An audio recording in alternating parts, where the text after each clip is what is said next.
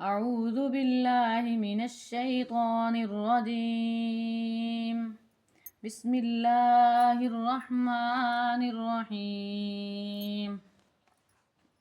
آج ہم آپ کو تختی نمبر 8 مد و لین پڑھنا سکھا رہے ہیں۔ اس علامت کو جزم کہتے ہیں۔ جس حرف پر جزم ہو اسے ساکن کہتے ہیں۔ ساکن حرف اپنے سے پہلے متحرک حرف سے ملا کر پڑھا جاتا ہے۔